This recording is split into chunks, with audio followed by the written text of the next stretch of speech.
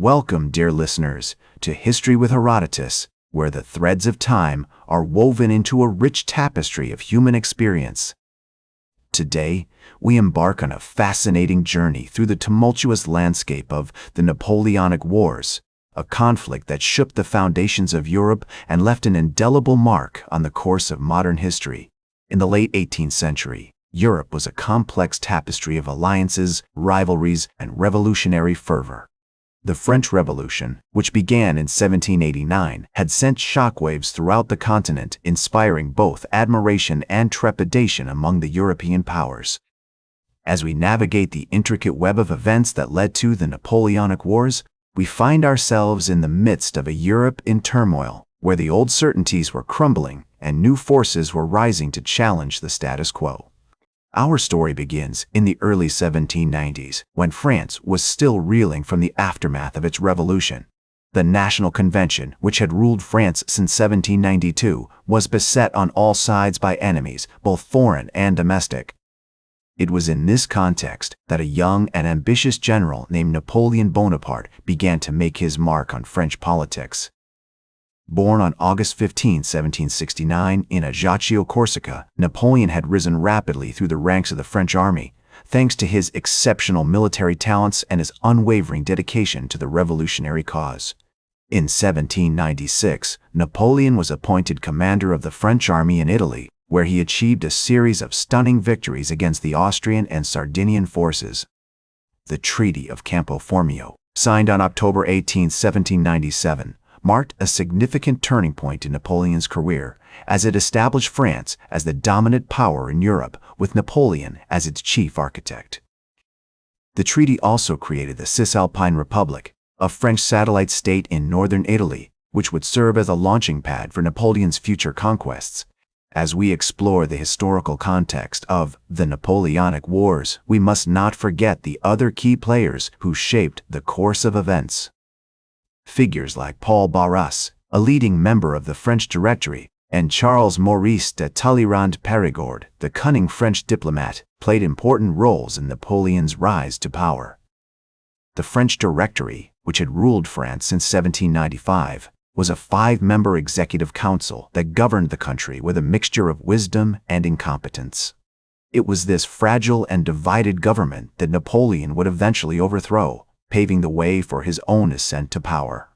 The year 1799 was a pivotal one, as Napoleon returned to France from his Egyptian campaign and began to consolidate his power.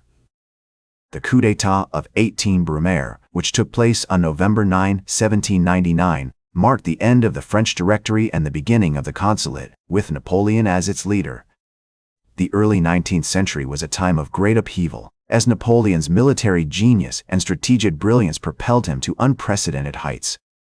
The year 1800 marked a significant turning point, as Napoleon's victory at the Battle of Marengo on June 14, 1800, solidified his control over Italy and paved the way for his future conquests.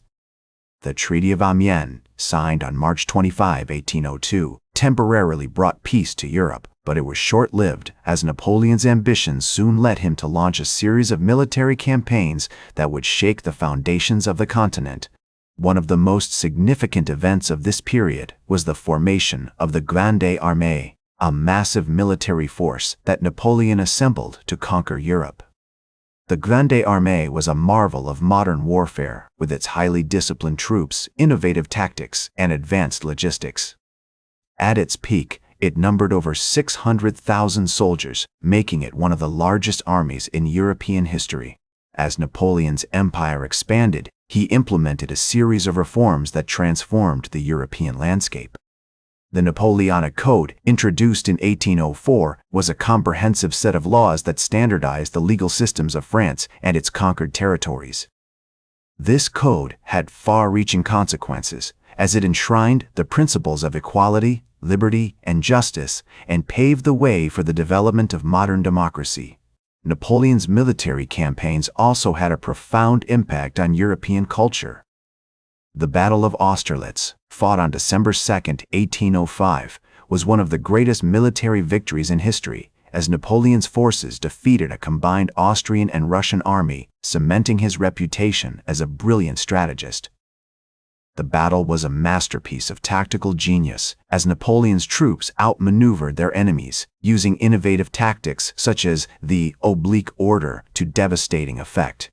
The Congress of Vienna, which took place in 1805-1806, was another significant event of this period, as European leaders gathered to reorganize the continent in the wake of Napoleon's conquests.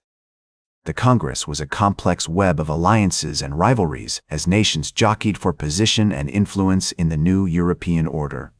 As we explore the historical context of the Napoleonic Wars, we must not forget the other key players who shaped the course of events. Figures like Tsar Alexander I of Russia, Emperor Francis II of Austria, and King Frederick William III of Prussia played important roles in Napoleon's rise to power as they navigated the treacherous waters of European diplomacy. The year 1806 was a pivotal one, as Napoleon launched a series of military campaigns that would lead him to the heights of power. The Battle of Jena, fought on October 14, 1806, was a crushing defeat for the Prussian army and marked the beginning of Napoleon's domination of Europe.